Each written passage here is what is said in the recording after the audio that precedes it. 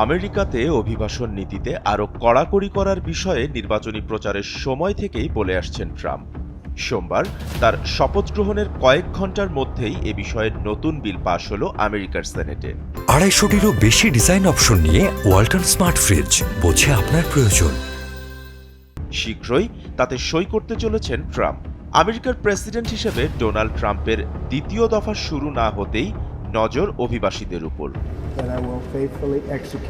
চুরি ছিনতাইয়ে অভিযুক্ত অবৈধ অভিবাসীদের ধরপাকড় করতে নতুন আইন আনার পথে এগোচ্ছে আমেরিকা। ট্রাম্পের শপথ গ্রহণের কয়েক ঘন্টার মধ্যেই আমেরিকার সেনেটে এ সংক্রান্ত বিল পাশ হয়েছে। এ বিলটি আইনে পরিণত হলে অভিযুক্ত অভিবাসীদের আটক করতে পারবে আমেরিকার অভিবাসন সংক্রান্ত সংস্থা ইমিগ্রেশন অ্যান্ড কাস্টম এনফোর্সমেন্ট।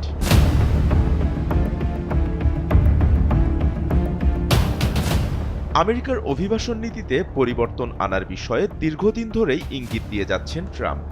গত বছরের নির্বাচনী প্রচারেও এ বিষয়ে জোর দিয়েছেন তিনি।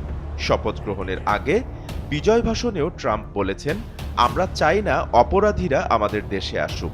সপ্তাহখানেকের মধ্যে এ বিষয়ে একটি বিলে সই করতে চলেছেন বলেও ওই বক্তৃতায় আভাস দিয়েছেন তিনি।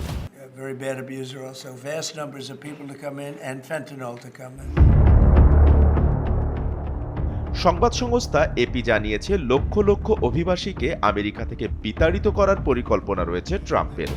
সেক্ষেত্রে এ বিলটি আইনে পরিণত হলে ট্রাম্পের পরিকল্পনা এক ধাপ এগোবে বলে মনে করছেন অনেকেই।